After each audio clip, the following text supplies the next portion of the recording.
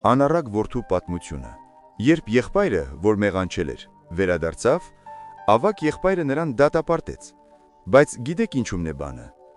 Ավագ եղբայրը չէր լսել նրա ապաշխարության խոսքերը, երբ փոքր եղբայրը նստած էր այնտեղ, խոզերի հետ և աղոթում էր. «Տեր, ներիր, ես կգնամ և հնարավոր է հայրս ինձ ընդունի գոնե որպես ծառա, թեև ես արժանի չեմ»։